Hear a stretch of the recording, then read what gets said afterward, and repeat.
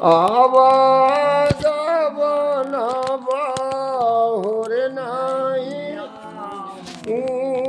कृपा करो गोरो से को तारो कृपा करो गोरो से को तारो भरम करम मान ममता मारो भरम करम मान ममता मारो कृपा करो गोरो से को तारो तुम दाता मैं मांगता हूँ तेरा तुम दाता मैं मांगता हूँ तेरा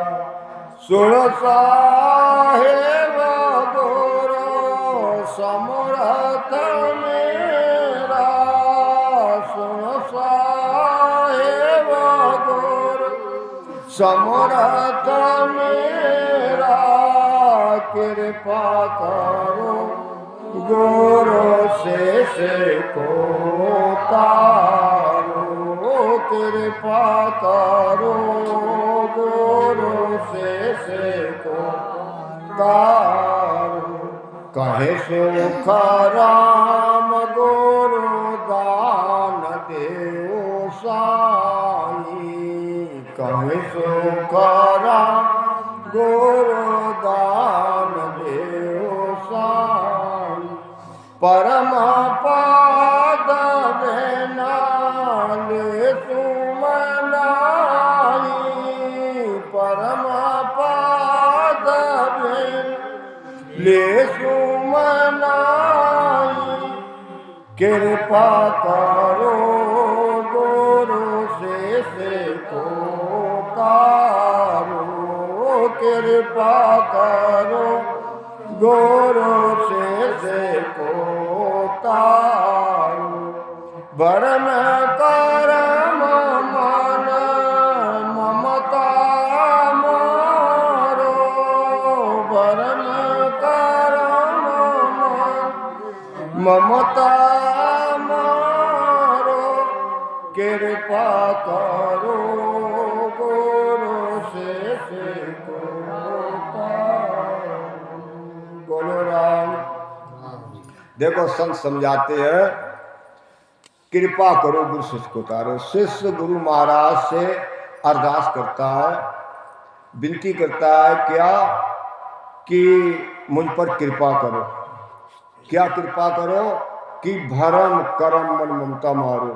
ये हमारी जीव आत्मा यहाँ जो हंस वृत्ति आत्मा जिसे हीरा जन्म कहते हैं मनुष्य तन में आई और मनुष्य तन में आकर के हम क्या करते हैं सारे भरम में पड़े हुए परमात्मा को बताते हैं घट में है वो घट घट में परमात्मा विद्यमान है कण कण में है कहते हैं पत्ते पत्ते जर्रे जर्रे में है कोई जगह सुनी नहीं।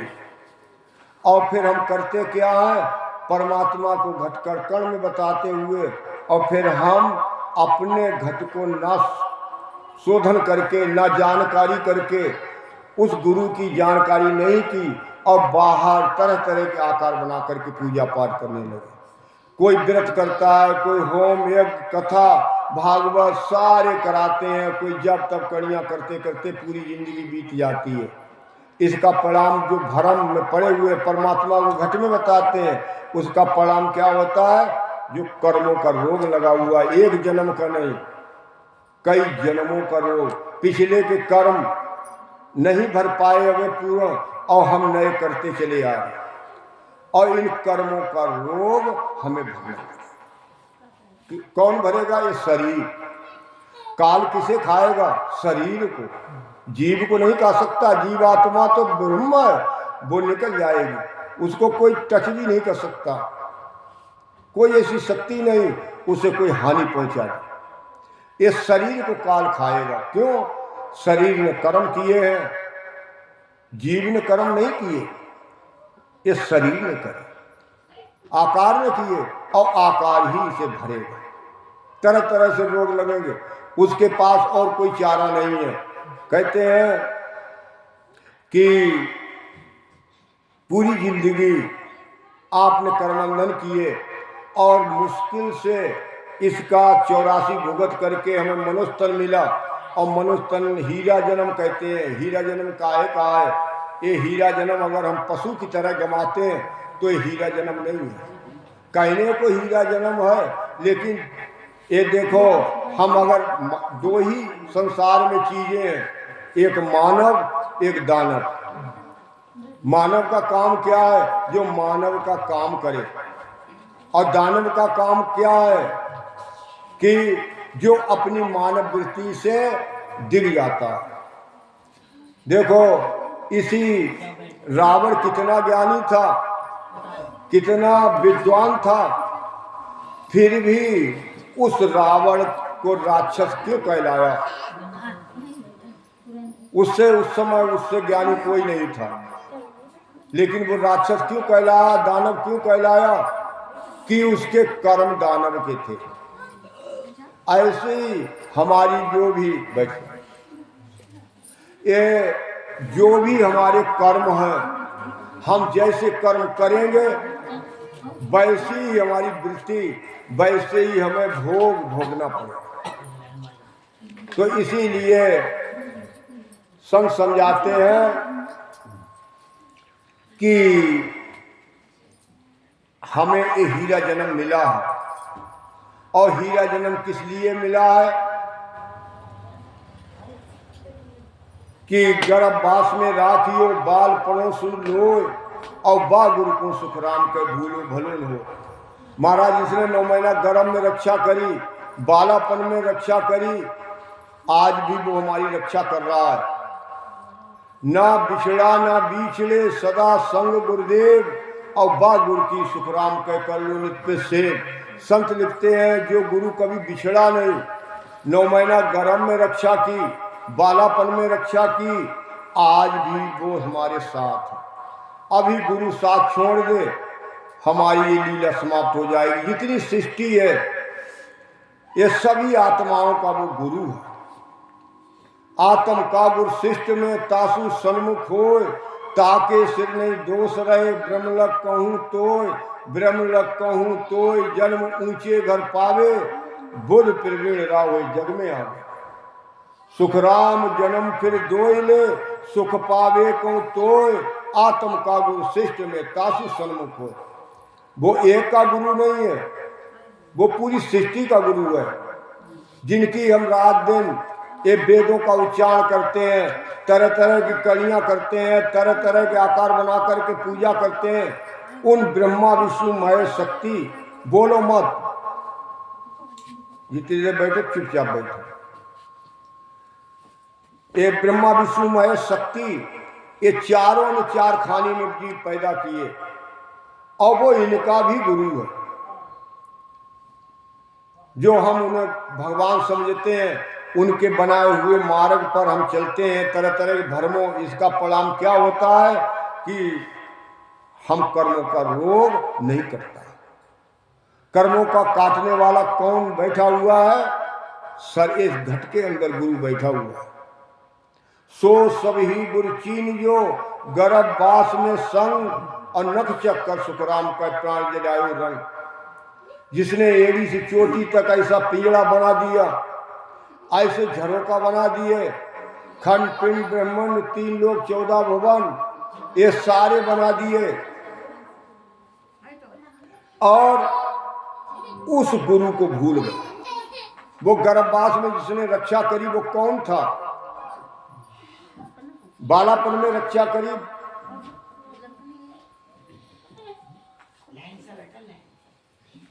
वो कौन था? उसको भूल गए, और बाहर आए और तरह तरह से कर्म करियां करने लगे, आकार बना करके पूजा पाठ करने लगे, जब तब करियां करने लगे, तरह तरह की वेदों को उच्चारण करने लगे।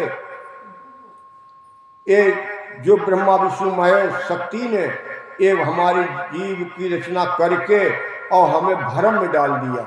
उस भ्रम को हम मानते चले आए। इस और परमात्मा घट में बताते हैं, बाहर की पूजा करते हैं, परमात्मा उन समय सो संग गुर और फिर चले अंत लार और दूजी सब सुखराम का संग सब विचार। जिस समय वो गर्भवास में गुरु साथ था, बालापन में साथ था, आज भी साथ है। जब तक उसका साथ नहीं है आत्मा करेगी ये जो है, तब तक इसका आत्म कल्याण नहीं होगा, कर्म क्षय नहीं होगा। और वो कहां रमण करता है? इस घट के अंदर, श्वास रूपी पूंजी।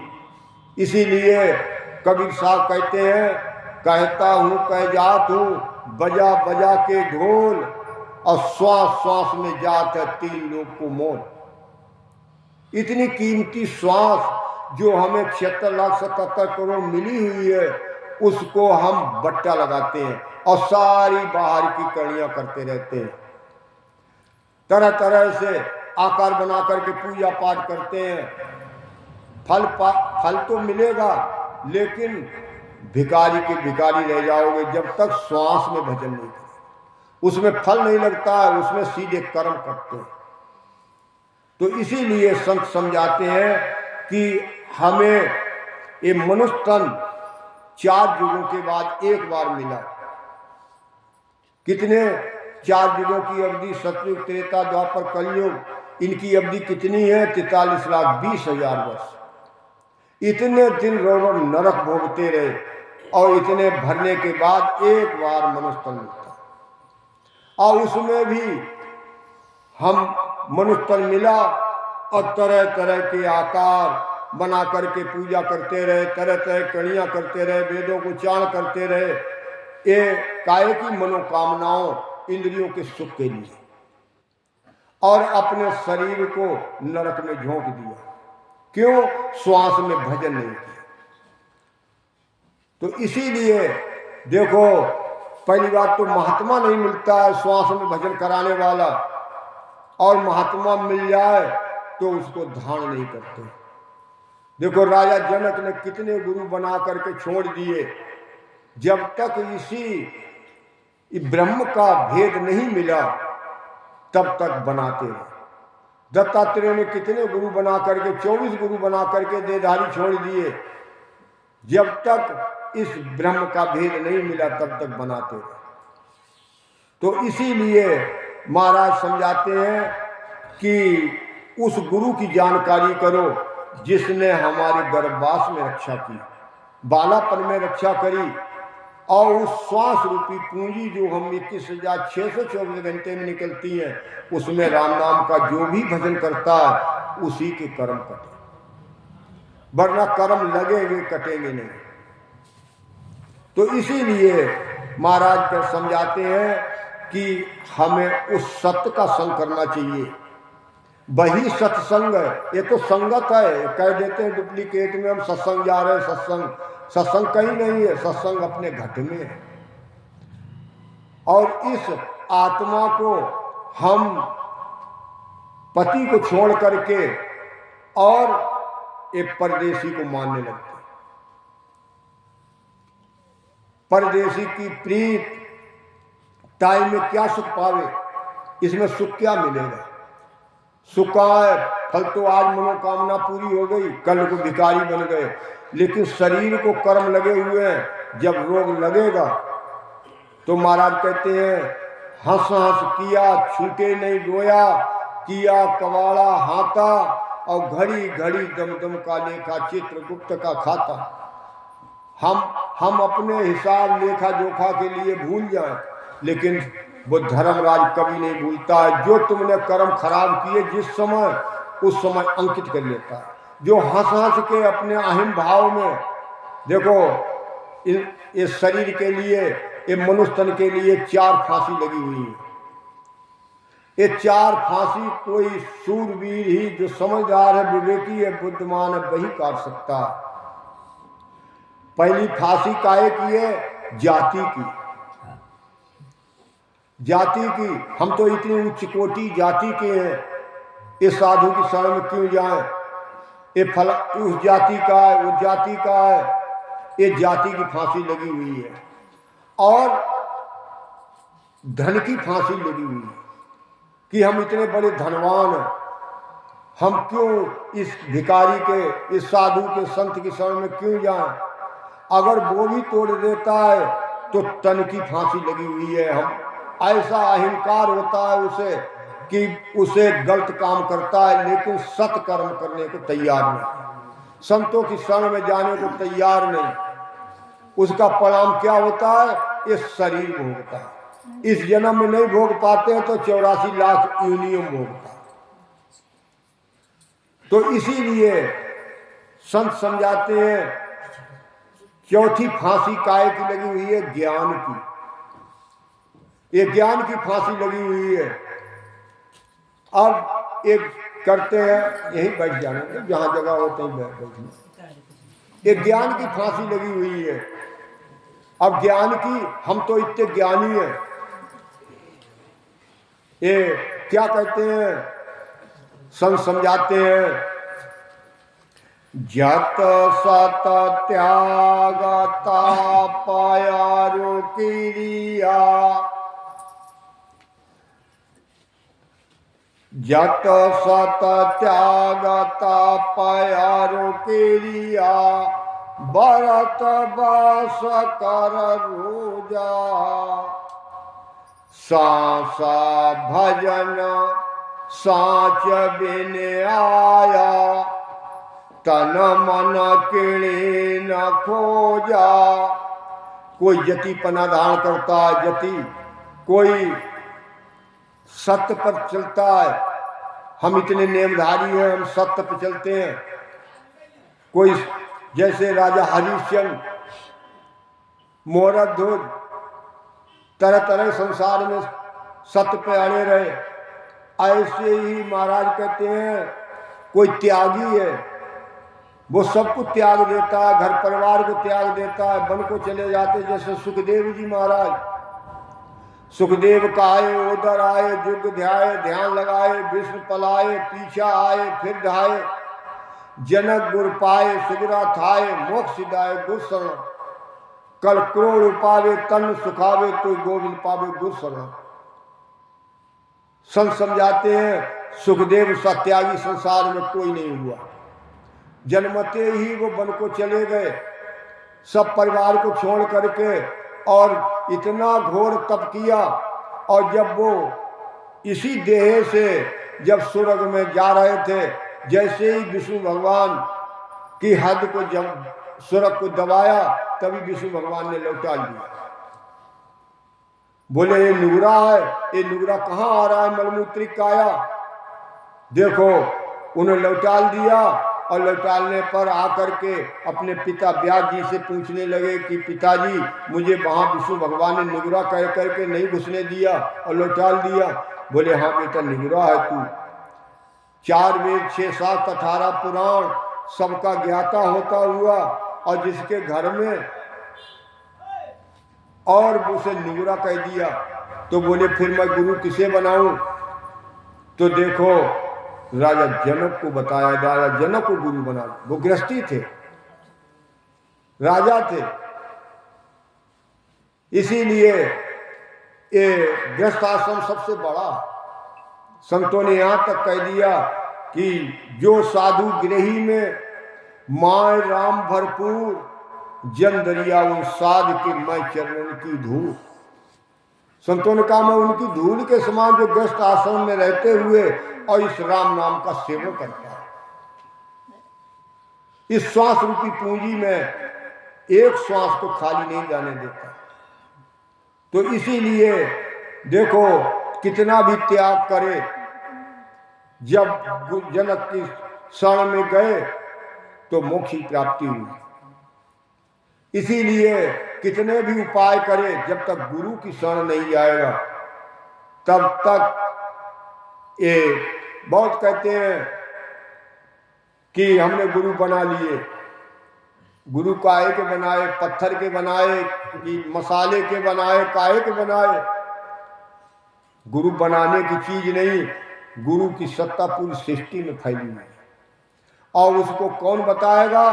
कोई सतगुरु रूपी संत बताएगा, समर्थवान संत बताएगा श्वास का भेद, जिसमें वो रमण कर रहा है रात दिन। अभी यही चेतन उस श्वास निकल जाए तो सारी सृष्टि के जितने भी चराचर के जीव हैं सारी खत्म, एक कोई काया टिक नहीं सकती। तो इसीलिए महाराज समझाते हैं कि शिष्य झेले गुरु कहता है, ये तो भया अनेक, और सतगुरु तो सुखराम कयाद अंत मद पेक। कि शिष्य को किसने रखा? जो ये आत्मा थी, आत्मा शिष्य है, और इसको गर्भवास में किसने जीवित रखा? बालापन में किसने इसे सिखाया? 50 वर्ष के हो गए, 20 वर्ष के हो गए, तब गुरु बनाया आकर के देधारी। इससे पहले किसने सिखाया?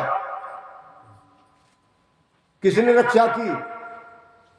महाराज कहते हैं वो सतगुरु एक है, वो गुरु एक है, और उसको सतगुरु की संति बताए।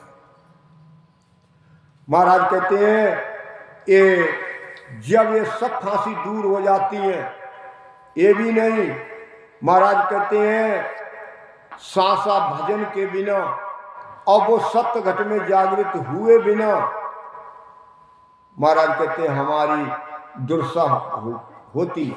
इस शरीर की रोग खत्म नहीं होंगे, सब भोगना पड़ेगी, होना सारी भोगना पड़ेगी। महाराज कहते हैं कि वाणी वेद 4 कंठ किया, अर्थ करे वो भारी, और एकल नाम बिना पछता का गयो जन्मो हारी। कितने भी वाणी अच्छी हो, कितने भी अच्छे सुनाने वाला हो, कितनी भी 4 वेदों को, शास्त्रों को, पुराणों को, सबको, वाणी जी को, संतों के वचनों को कंठस्थ कर ले, महाराज कहते हैं ये कितना भी कुछ भी करे, अर्थ करे, तरह तरह से अर्थ बताए, ये ऐसी, ये वैसी, ये सारे अर्थ बताए।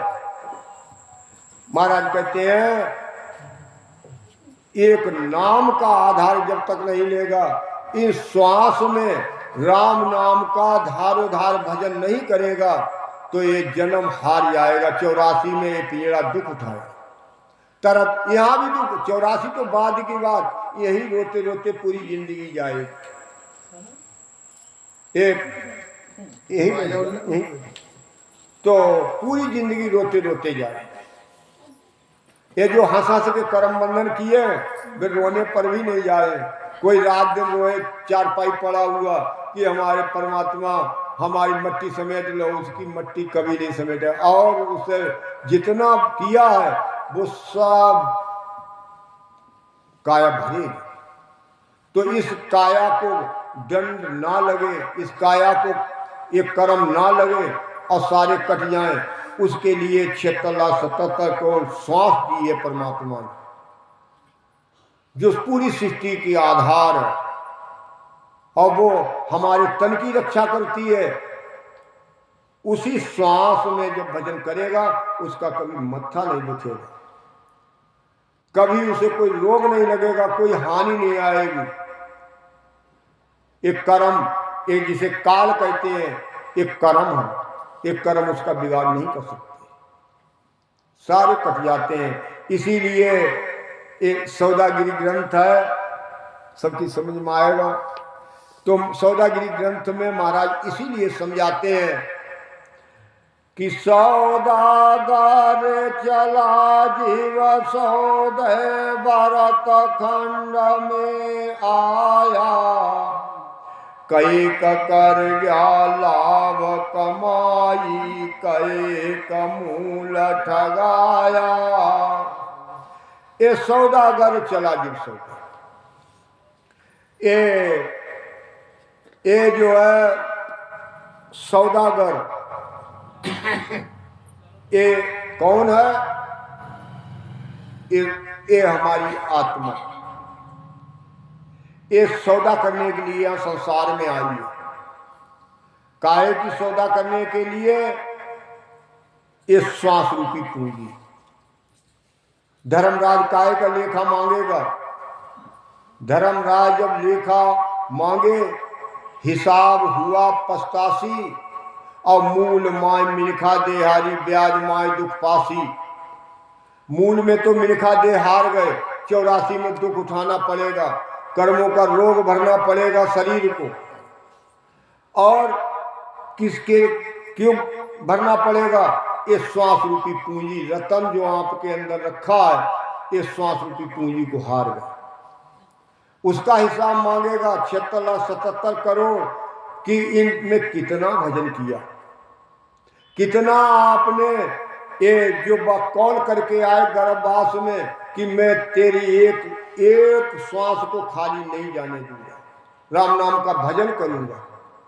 और आपने भजन किया नहीं तो श्वास अलेखे में चली गई। ब्याज में तुम्हें जितना दुख दे कम। कहते हैं कि धर्मराज जब लेखा मांगे, किया कौल चितारे, और लीला पांव करे मुंह कालो, सिर पर मुगदर मारे। अब वो मुगदर कब मारेगा? कोई कहे, इशारा करते हैं वहां भोगेगा, कहीं भोगने की जगह नहीं। शरीर में कर्म किए हैं, यही भोगेगा। लीला पांव कब करेगा? जीव तो निकल जाता है, जीव निकल गया, जीव को कोई उसे दुख भी नहीं दे सकता, वो निकल गया। और जिस खंगले में प्रवेश होगी तुरंत कर्म लागू होगा। यहां भी भरे और फिर 84 लाख योनियों में भरते भरते फिर मनुष्य नहीं भर पाई इस मनुष्य तन के किए हुए, और फिर मनुष्य तन में आ गए, फिर भरने पड़े और नए फिर चालू हो गए। तो इन कर्म को जब तक काटोगे नहीं तब तक भरना पड़ेगा। तो जितना दुख दे, लीला पांव मुंह काला, आकार तो है ही नहीं। आकार किसका? शरीर का। वो तो निराकार है, गुरु निराकार है, वो आत्मा निराकार है, वो ब्रह्म है, उसे कोई दुख नहीं दे सकता। तो इसीलिए यहां सौदा करने के लिए आए, कहे कि श्वास रूपी पूंजी की। तो कितनी दी? 76,77 करोड़। और कई के करिया लाभ कमाई। जो समझदार हैं, विवेकी हैं, बुद्धिमान हैं, संतों की संगत सुनते सुनते सुनते सुनते असत्य को छोड़ देते हैं और इस सत्य को धारण कर लेते हैं। श्वास रूपी पूंजी में राम नाम का, निज नाम की भक्ति करने लगते हैं, ये केवल भक्ति करने लगते हैं। तो महाराज कहते हैं उनकी वो लेखे में आती है, उनको नर्तन का पट्टा हाजिर होता है। जो निर्गुण भक्ति करते हैं उसको कोई भी ऐसी सत्ता नहीं परमात्मा की जो उसे दगा दे दे, मनुष्य का मनुष्य तन मिले। इसीलिए महाराज कहते हैं कि वो तो लाभ कमाई, फिर नर्तन मिलेगा उसका। कई को मूल ठगाया। और जो ना समझ है, विवेकी नहीं है, जो मूर्ख है, जो तरह तरह से इस काया की अहमियत को, इस रतन को, देखो संतों ने यहां तक कहा है इसी रतन के खातिर कि मैं तो आंधो दिशण को, दुनिया आंधी हो, मैं तो आंधो दिशण को, दुनिया आंधी हो, दुनिया आंधी हो, ज्ञान और रतन गमावे, चौंडे रतियो पड़ियो रतन, ज्ञान की नजर ना आवे। ये चौंडे में पड़ा हुआ है, श्वास किसके अंदर नहीं चलती। ऐसी कोई भी सत्ता नहीं है। यहाँ चराचर के जीवों के अंदर श्वास चल रही है, लेकिन कहते भी है परमात्मा घट घट में है, और कहते भी हैं श्वास के ऊपर जिंदगी टिकी हुई है। और फिर भी श्वास का भेद बिरले संतों से प्राप्त होता है। जो जीते जी अपनी काया को गला दिया, जीते जी इन प्राणों को इस पवन से अलग कर दिया, वो भेद बताएगा, वरना ये श्वास का भेद नहीं होता। उसी में वो गुरु, उस सतगुरु जिसे पार ब्रह्म तरह तरह से परमात्मा कहते हैं उसी में वास करता। और आप कितने भी शास्त्रों का अध्ययन करो, रात दिन सत्संग करो, रात दिन आप सुनो, ये सब धर्म ज्ञान है। ब्रह्म ज्ञान एक श्वास में राम नाम का जो सेवन करेगा वही ब्रह्म ज्ञान, उसी से एक कर्म कटे। तो इसीलिए महाराज कहते हैं जो मूर्ख लोग हैं, जो नासमझ हैं, वो जो अपनी इस रतन को गमा देते हैं, वो यहाँ मूल में तो मिनखा दे हार गए और ब्याज में जितना दुख दे, इस शरीर को यहाँ दुख दे और फिर 84 लाख योनियों में दुख दे कम। इंद्रयाद ब्रह्मादिक वांछे ओ नरतन है भाई, राम भक्त और ये चल रही है, राम भक्त और साध समागम इसोला वैण माही।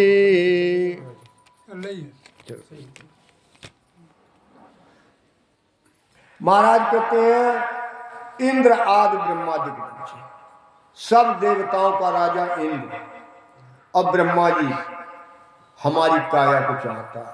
क्या खासियत है? उसने पिंड खाने की रचना की, 2 तरीके की है, एक 4 तत्व, एक 5 तत्व। घोड़ा गधा भेड़ बकरी जितने पिंड से पैदा होते हैं मनुष्य तन के अलावा वे 4 तत्व के हैं, और अपनी मनुष्य तन काया है 5 तत्व की। और फिर भी वो हमारी 5 तत्व की काया को क्यों चाहता है? घोड़ा गधा भेड़ बकरी करना क्यों नहीं चाहता?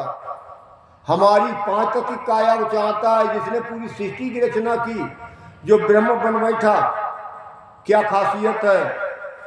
इसी नर्तन में हम कर्मों को काट सकते हैं, इसी नर्तन में हम भजन कर सकते हैं। एक सूक्ष्म काया, काल्मिक काया और जांचने काया भजन नहीं कर सकते। इसीलिए ये काया को चाहते हैं, इसमें राम नाम की भक्ति कर सकते हैं, साधुओं की सत्संग कर सकते हैं, और ऐसा अपने सारे कर्मों को काट सकते हैं। ऐसा इस काया के अंदर ला। और हम क्या करते हैं? उनकी आकार बना करके पूजा करते हैं। उसी इंद्र देवता वो सब देवताओं का राजा हुआ, और वो हमारी काया को चाहता है। वो आगे पीछे मध्य सारी बात जानता है। और हम क्या करते हैं?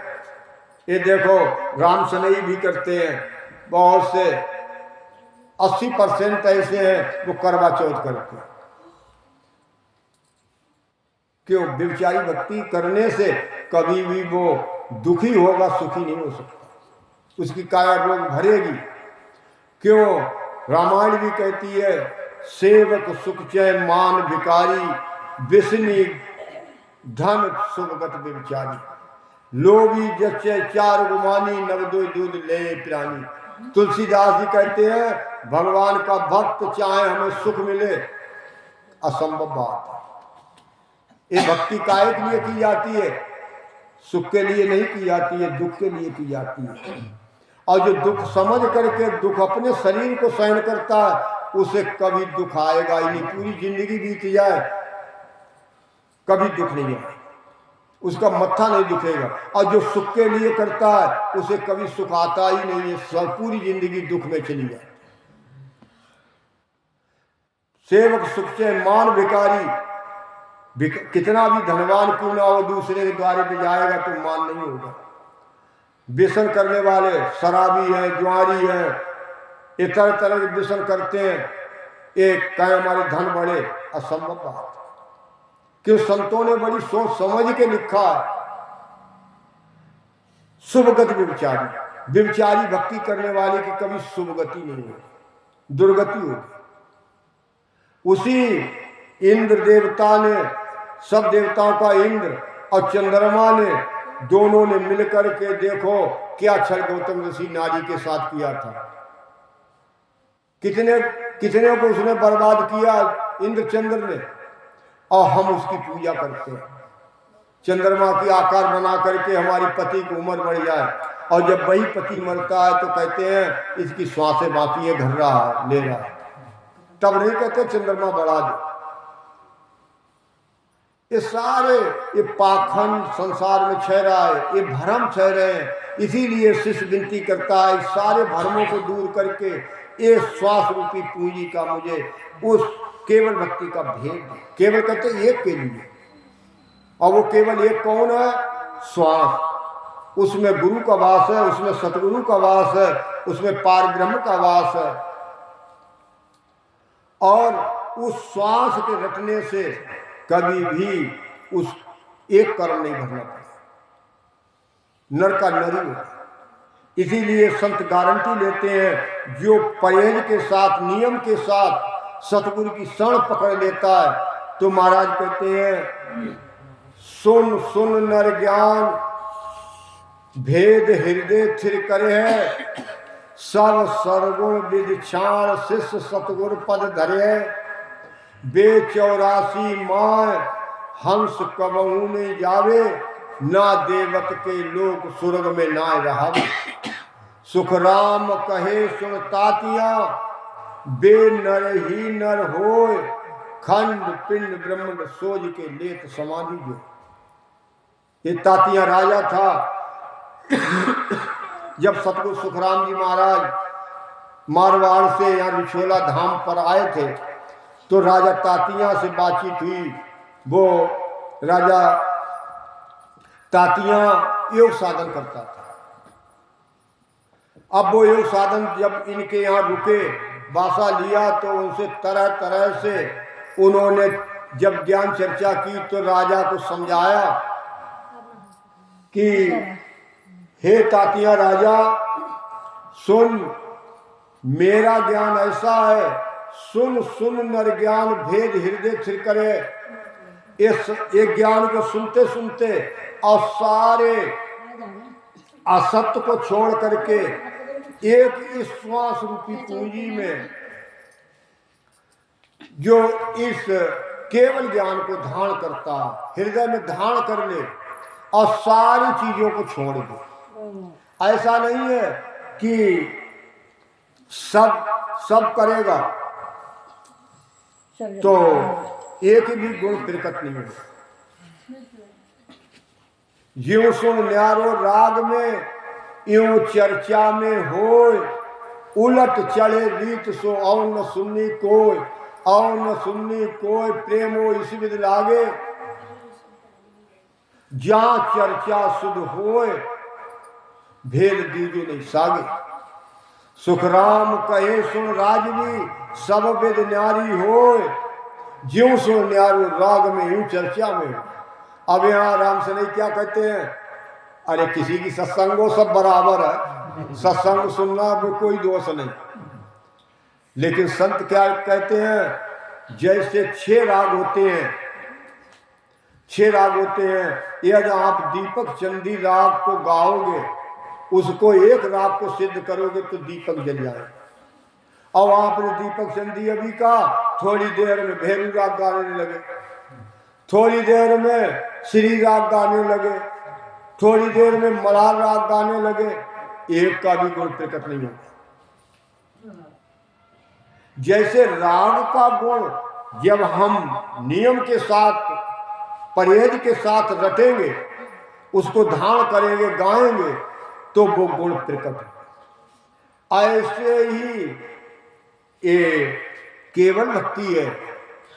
जैसे राग का गुण एक के गाने से वही उसका गुण प्रकट होगा, सबको गाओगे एक भी गुण नहीं प्रकट होगा। ऐसे ही केवल भक्ति को धारण करके उलट चढ़े रीत सो, पूरी सृष्टि के साधन जितने भी है, चाहे वो नवदा भक्ति है, चाहे वो जितने भी नामों का जाप है, जितने भी योग साधन है, चाहे वो ओम का जपा करे, चाहे सोम का जपा करे, ये सब कहाँ के हैं? हद के हैं, 3 लोक में रखने वाले। कहते हैं कि 2 ही मार्ग है, शंखनाल और बंकनाल। शंखनाल से हमारी ये बिंदु उतर के आया, कहाँ माता गर्भ में आकर के पड़ा करके, और हम शंखनाल को श्वास को चढ़ाएंगे तो फिर हमें इसी 3 लोक में जन्मना मरना पड़े, पशुपंखी कीट मकोड़ा बनना पड़े। और यदि हम शंखनाल को पहले उतर के आई और श्वास को हम फिर उतारे और बंकनाल के द्वारा चढ़े उलट करके जब चढ़ेगा तो माया खत्म हो जाती है। यह क्या कहते हैं कि माया के बिना हमारी एक क्षण गुजर नहीं। क्या यह संसार में सब बखान करते हैं लेकिन भेद को नहीं जानते हैं। माया है क्या? सतगुरु पे माया चढ़ी सो तो चढ़ गई राम, और बाकी की सुखराम के दाम गमाया बेकाम। जो सतगुरु की गुरु की प्राप्ति के हेतु, जो आत्म कल्याण के हेतु जो श्वास लेकर के आए, मूल माया क्या है? श्वास। इसीलिए जीव पड़ा करके अगर श्वास के साथ ना होता तो ये संसार में नहीं आता। ये श्वास के खातिर यहाँ जीव बना करके और 84 लाख योनियों में जन्मता मरता। ये किसका पराक्रम है? श्वास का। और इसी जीते जी हम जब श्वास को उस ब्रह्म से अलग कर देंगे तो वो निरोगी ये निराकार वो घट में प्रकट हो जाता। महाराज कहते जैसे घी में ये बसा हुआ है दही में, अब दही में छाछ और मक्खन दोनों चीजें हैं, और जब हम बिलोएंगे उसे तो घी वो मक्खन अलग हो जाता है और छाछ अलग। ऐसे ही ये श्वास रूपी पूंजी जो हम लेकर के आए, इसमें भजन करके इस श्वास को, तभी अब श्वास में भजन नहीं करेंगे तो वो कभी खत्म नहीं, सत्य की घट में प्रकट नहीं होता। तो इसीलिए महाराज समझाते हैं कि मूल माया है श्वास, और जो सतगुरु के प्रति, गुरु के प्रति जिन्होंने राम नाम का श्वास में भजन किया धारोधार, वो तो का नाम सफल हुए मनुष्य तन द्वारा। क्यों? इस भेद को धारण करता है सुन सुन करके, और सब सर्वगुण विदिक्षाण, जिसने आकार सबको छोड़ करके, और एक निराकार जो श्वास है निराकार, देखते देखते निकल जाएगी, कोई रोक नहीं सकता। उन निराकार की जो श्वास में राम नाम का भजन करेगा, महाराज कहते वो ना 84 में जाएगा, ना किसी अन्य देवलोक में जाएगा, ना कोई पदवी को प्राप्त करेगा, वो एक नर का नहीं होगा। जब तक पार नहीं होगा तब तक वो चाहे 10 जन्म क्यों ना रखना। इसीलिए एक जन्म में भक्ति की तो उसे कितने भी जन्म लग जाए भक्ति फिर अंकुरित हो। इसीलिए एक केवल ज्ञान गारंटी लेता है और ज्ञान गारंटी नहीं लेता। नरतन बालो पदारथ पायो, भजन करो नर नारी, शिवरण जैसा बेसारा सौदा, पशु संज्ञाया धारी। अब महाराज कहते हैं ये नर्तन ऐसा पदार्थ हमें मिला हुआ है। कहते हैं जो या रतन धरो है बारे, और सुन लीजो नर नारी, और कह सुख राम चाह कारज की मानो बात हमारी। संत लिखते हैं जो रतन, जो श्वास रूपी पूंजी रखी हुई है हमारे शरीर के अंदर, अगर आपको कर्मों का खात्मा करना है, जन्म मरण से रहित होना है, तो इस श्वास रूपी पूंजी में राम नाम का सेवन करो।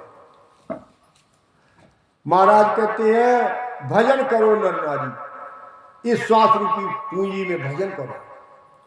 अगर इस श्वास रूपी पूंजी को विसार दिया तो ये काया नर्तन नहीं है, ये हीरा जन्म नहीं है, ये कंचनी की काया नहीं है, ये पशु के समान।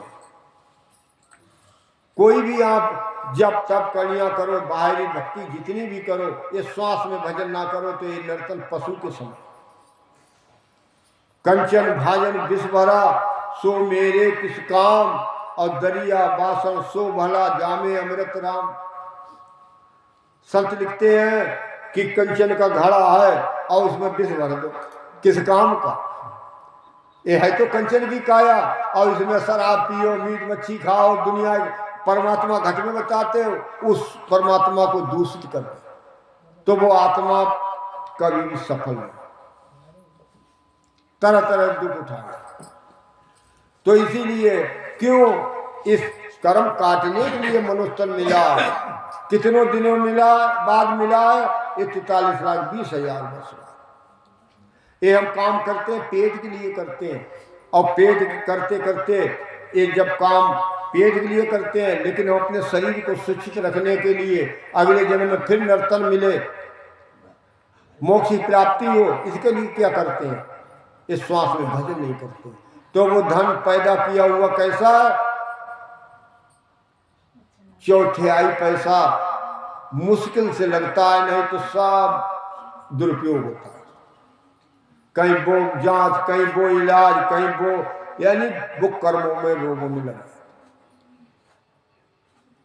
इसीलिए महाराज कहते हैं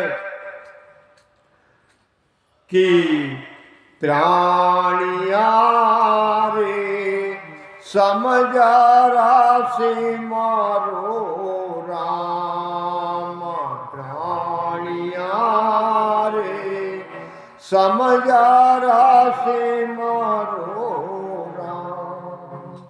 देखा विचार समझ कर दिल में, देख विचार समझ कर दिल में, हर बिना झूठो काम, प्राणिया रे समझ राशि मारो राम।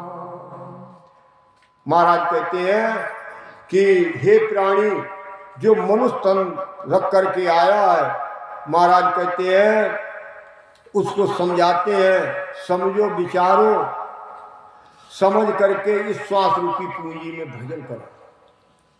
और एक भजन नहीं किया, और जितना भी आपने काम किया है पेट के खाते, जितना पैसा पैदा किया है वो विफल, वो दुरुपयोग होगा, उसका कभी सफल नहीं। इसीलिए देखो कल आपके यहाँ आए हम, लेकिन एक का नाम जो है गट्ठा अंगोला छोड़ के तब आया आपके। ये काम ये पेट के लिए साधु वही है। महाराज कहते हैं साध सबल सुन परखिए, रहनी कहनी सार, पर नारी पर निंदा देवे विसार, पर निंदा देवे विसार, सार वे अंतर धारे, और उधर भरे कमाए आप तेरे और उतारे।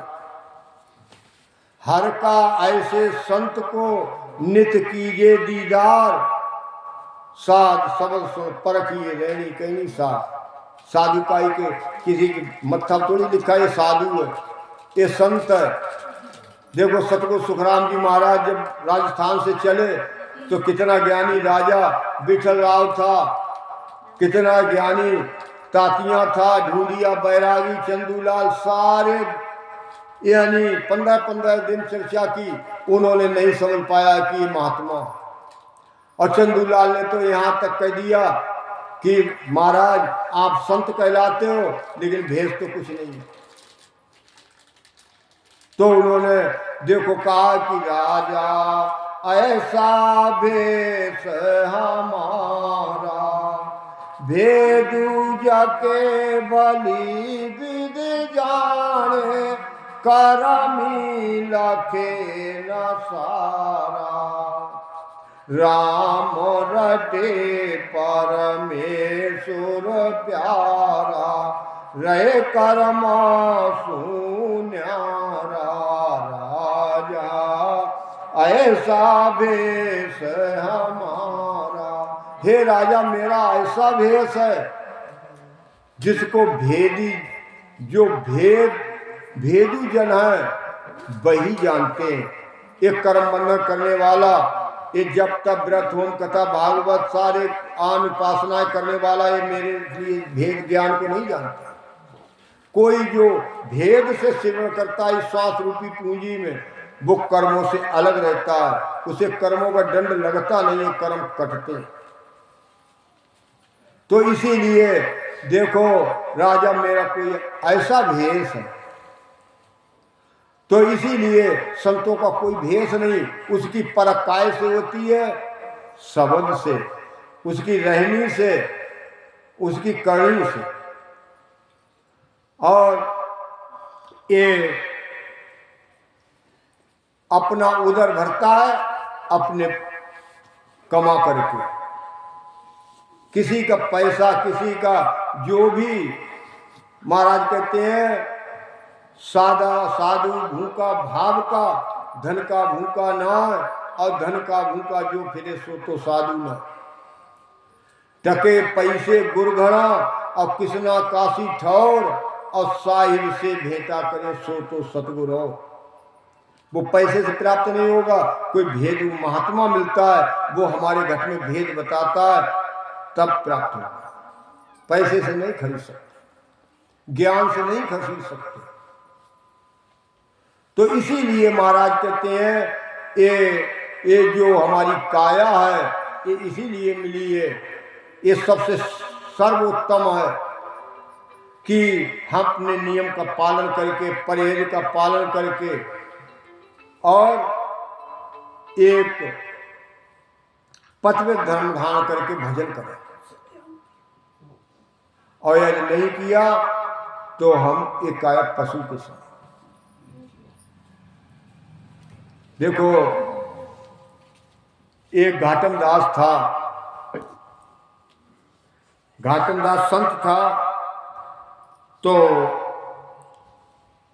सुखसान जी महाराज टीका लिखते हैं, तो वो घाटम दास कोड़म संत था, तो कोड़म संत भजन करते थे और वो केवल भक्ति करते थे। ये श्वास में धारोधार राम नाम का सेवन करते थे।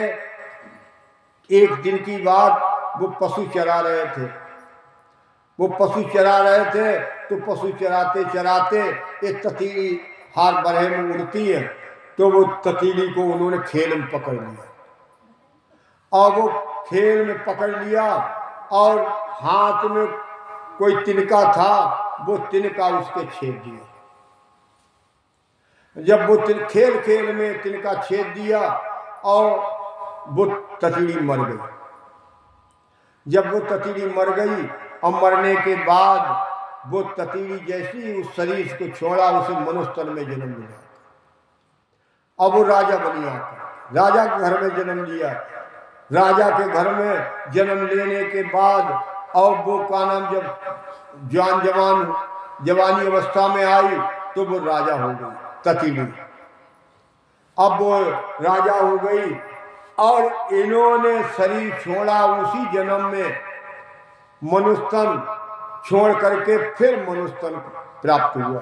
कि श्वास में जो भजन करता है वो कभी नरक में नहीं जाएगा, वो अकाल मृत्यु नहीं होगी, कभी भी वो किसी देवलोक में नहीं जाएगा, वो नरका नरी होगा।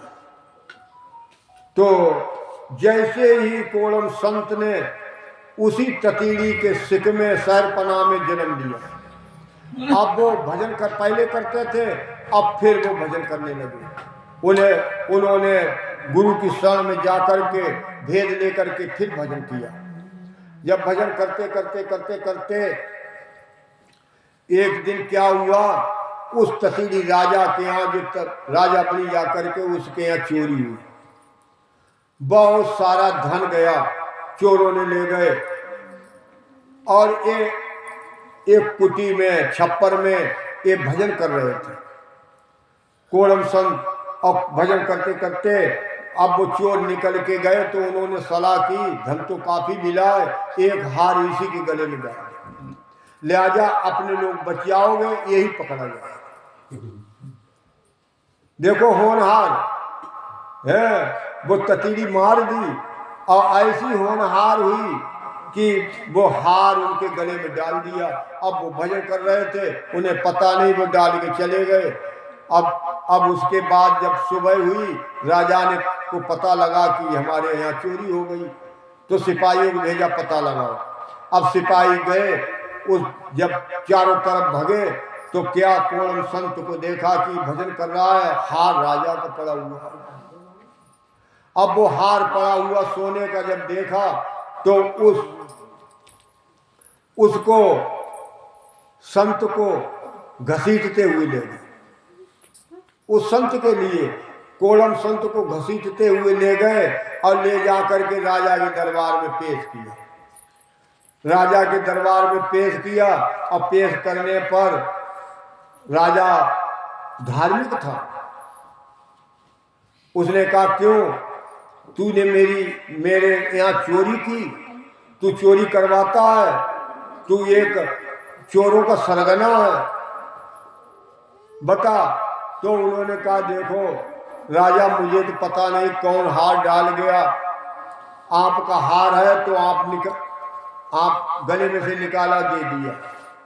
बोले, लो अपना हार ले लो, मैंने चोरी न की है, मुझे पता भी, मैं तो भजन कर रहा था।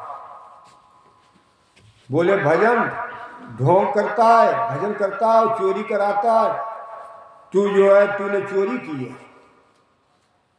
तुरंत उसे हुक्म दे दिया कि जा जल्लादों से कहा इसे ले जाओ, फांसी लगा दो। अब वो जहां फांसी लगती थी तो वो वृक्ष सूखा हुआ था। जब सूखा हुआ था तो जैसे ही वो राजा साथ में गया और जल्लाद लेकर के गए, सारी रैयत तमाशागीर वहां गई, तो क्या देखा कि जैसे ही कोलम संत जाने कब का सूखा हुआ वृक्ष, और जैसे ही पास पहुंचे वो वृक्ष हरा भरा हो गया। जब उसके हरा भरा हो गया तो कहा कि ये वृक्ष, अब राजा को शंका गई कि वास्तविक ये भजन करता है, वास्तविक ये संत है, इसी का पराक्रम है, जाने कब का सूखा हुआ और कितनी फांसी लगाई गई। और एतु का नाम जो है मैंने बहुत अनर्थ किया। तो राजा पैरों पर गया, उन कोलम संत के कहा कि रोने लगा, महाराज मुझे माफ कर दो, मैंने बहुत गलती की है और मुझे नहीं पता था, ये हमारे सिपाही पकड़ के लाए, आप हार तो मेरा ही था, लेकिन मुझे नहीं पता कि आप निर्दोष। बोले, नहीं राजा, तेरी गलती नहीं है, तू मुझे फांसी लगा। बोले, नहीं, पैरों पड़ गए, रोने लगे। बोले कि तो नहीं लगाओगे तो आप हट जाओगे यहाँ से। अब वो वहीं बैठ गए, वो कोलम संत वहीं बैठ गया भजन करने के लिए, और भजन करके ध्यान मगन होकर के धर्मराज के पास गया। धर्मराज के पास गया, बोले, तू राजा से कह दिया कि तू पिछले जन्म में ततीड़ी थी और तुझे मैंने मार दिया था, धोखे में मरी या जानबूझकर मरी, लेकिन तुझे मैंने मार दिया था और उसका बदला तूने लिया, ये सूली दिखाई। तो अब धर्मराज के पास गए, कहा सब शास्त्र संत मुनिजन कह सोई, राम रटा सु पाप ताप बदला नहीं कोई। कि देख धर्मराज, तूने मुझे आज फांसी दिखाई, और जो राम नाम का भजन करता है उसको एक कोई ताप नहीं लगता है, जितने भी आद व्याध उपाद हैं और कोई भी दंड नहीं, सारे कर्म कट जाते हैं। आ क्यों मेटी मर्याद करी तू के मन आई, और शरणे उबरे और साधु को सूली दिखाई।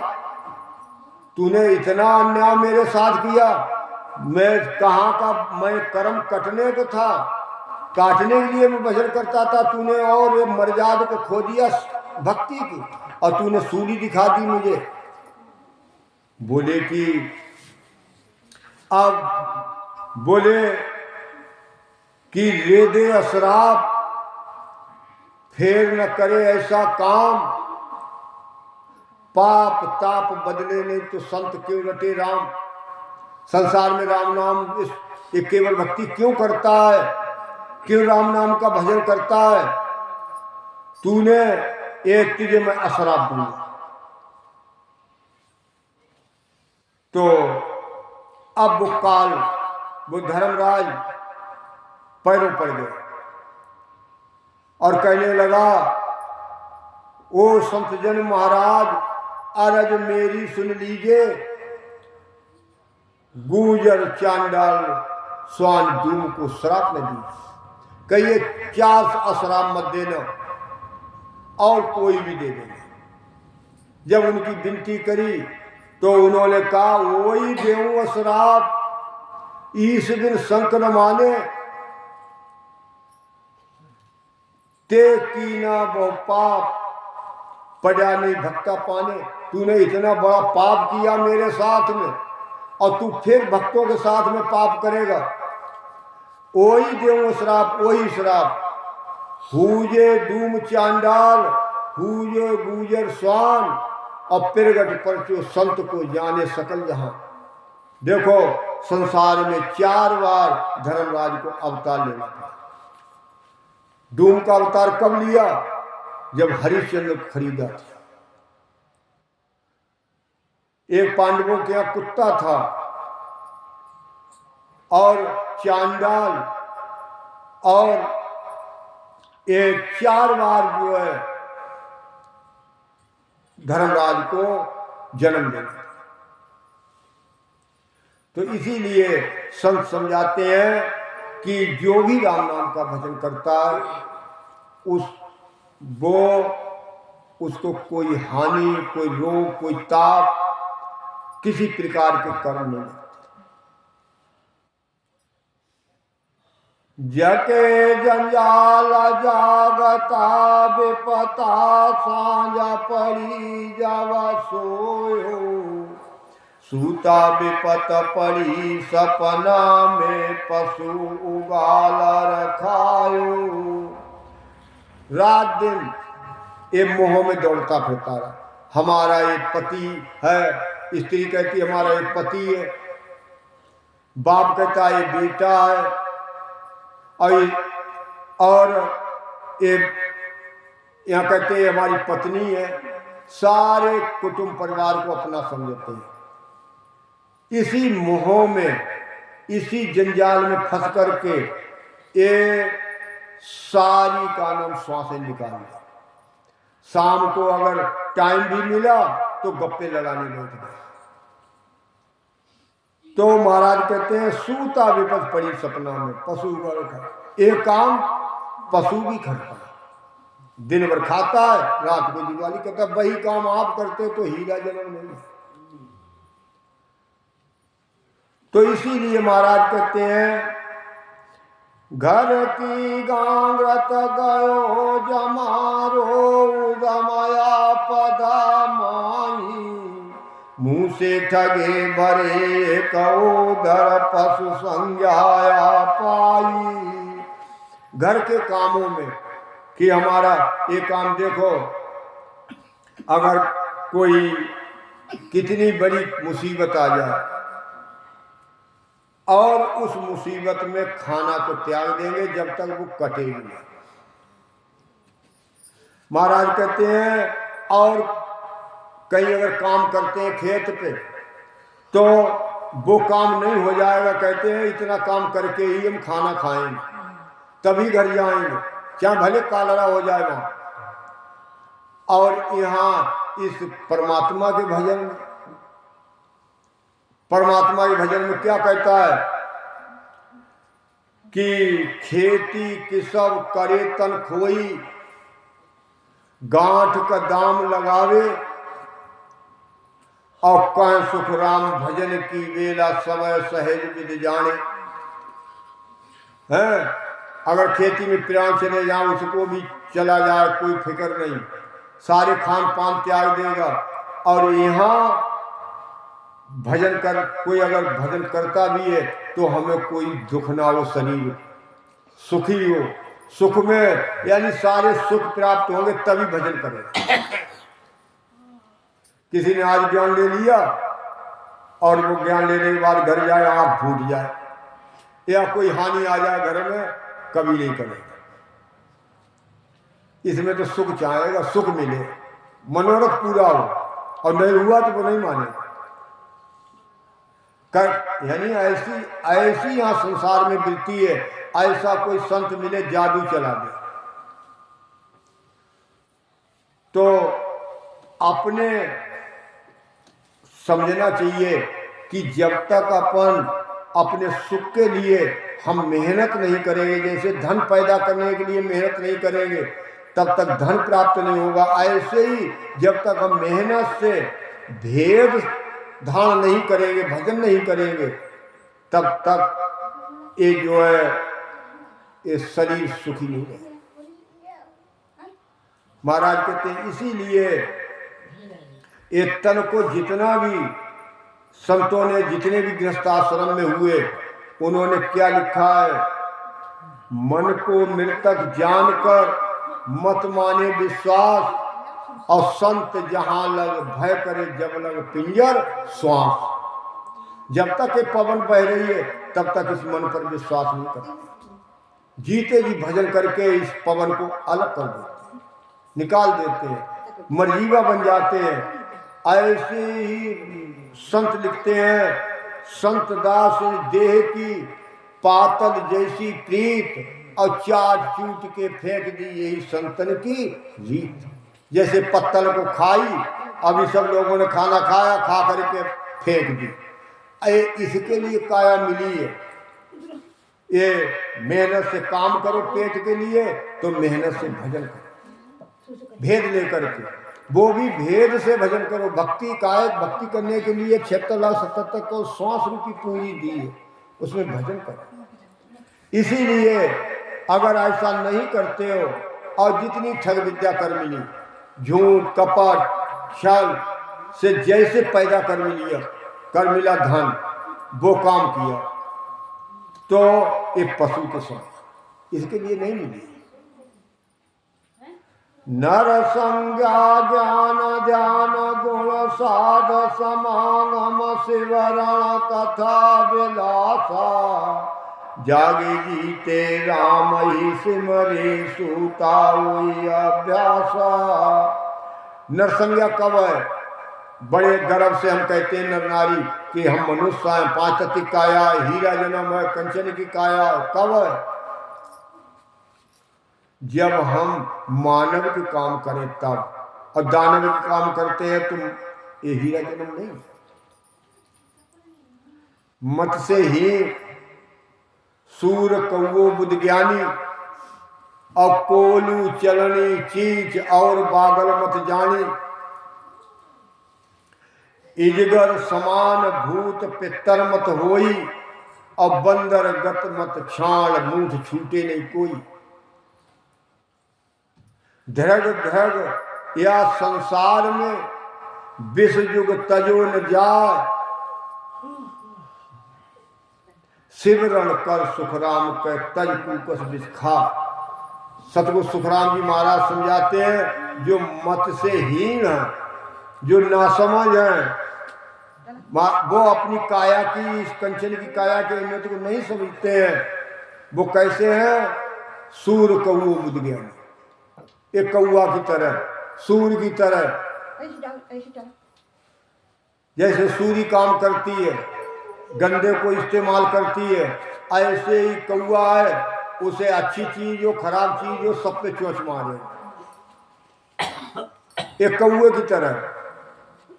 ऐसे ही ऐसे ज्ञानी है संसार में ना समझ, तो महाराज कहते हैं कोलू चलनी चीज और बागल मत जानी। कोलू का काम क्या है? चलनी का काम क्या है? फफले को पास रखेगा, सार चीज को छांट देता, दूर बहा देता। ऐसे ही ये संसार में मानव है, कहता है मानव है, लेकिन यहाँ इस मनुष्य तन की अहमियत को छोड़ करके और वो क्या काम करता है, बागड़ मत जाना। जैसे बागल है, ये कहते चमगादड़ के लिए, चमगादड़ क्या करता है, जिस मुंह से खाता है वही मुंह से उगलता है। ऐसी जिंदगी बिताते, देखो तंबाकू खाओगे आंख कट जाएगी अगर पीक चली गई, जिस खाते हैं उसी से पीक मारते हैं, गुटखा खाते हैं जिसी से खाते हैं उसी से फेंकते हैं। लेकिन परमात्मा ने कितनी अच्छी काया बनाई, खाने का मुंह बना दिया, निकालने को गुदा बना दी। अब परमात्मा के भी वचन को नहीं माना तो ये कैसी जाएगी। किलनी है, देखो कहाँ दूध को ना पी करके थन में लगी रहती है, लेकिन खून को पीती है। ऐसी मती है। कहते हैं भूत प्रेत की पित्तर जैसी दूसरे को दुख देते हैं। महाराज कहते हैं एक बंदर है, बंदर देखो क्या काम करता है। ऐसी हमारी वृत्ति है कि बंदर को जो कूंजड़ा पकड़ने को जाता है और वो कूंजड़ा नाज भर देता है, वो लालच में फंस जाता है और मुट्ठी भरी, जब तक वो मुट्ठी खोलता है नहीं, क्यों दाना नहीं आएंगे, तो लालच में फंस जाता, तब तक जेब यानी गले में फांसी डाल देता। परवश पड़ो बांदरो नाचे, जिनतने पांव पड़ावे है। अब वो परवश हो गया, तरह तरह नाच दिखाता है, तरह तरह उसके पैदा करता है। तो ऐसे ही हमारी गति है। तो महाराज धग धग मत या संसार में, महाराज कहते ऐसी मति है संसार में, उसे धिक्कार है। यानी इस मानव तन को वो राक्षस वृत्ति में गमाता है, पशु जैसी वृत्ति में गमाता है। तो महाराज कहते हैं तज कुकस विषखा, सेवन नहीं करता है और जो विषय का पान करता है। तो इसीलिए महाराज समझाते हैं कि ये नरसंज्ञा नहीं है। नरसंज्ञा क्या है, आप गुणों को भगाओ। कोई अगर गलत काम करता भी है उसे छोड़ दो, तब तो है मनुष्य तन। यानी साधुओं की संगत करो, कम से कम एक तो कानून जो है अवगुण छोड़ करके जाए, हर सत्संग में जाए, तब तो है नरसंज्ञा। महाराज कहते हैं सेवन करे।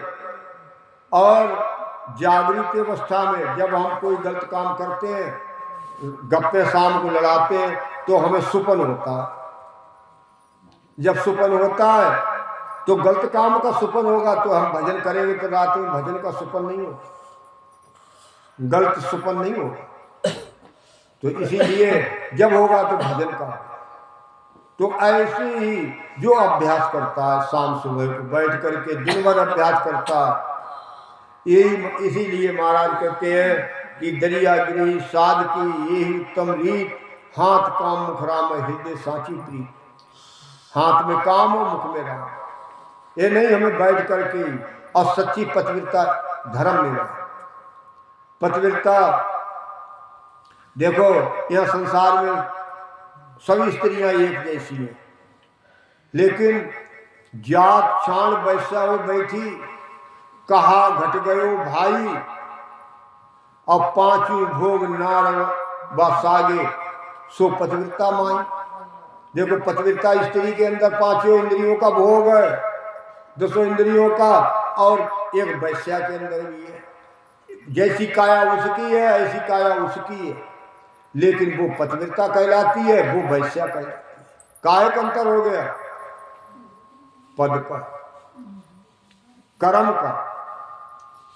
वो पतिव्रता धर्म निभाती है, जो पतिव्रता कर सकती है वो वैश्या नहीं कर सकती।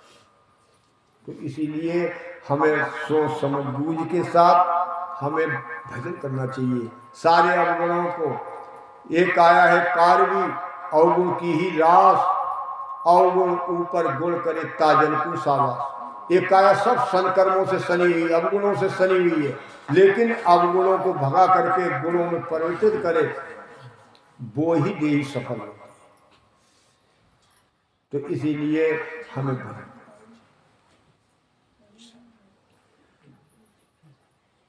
हर जिस याद है किसी को सुना। कौन सुना बहू?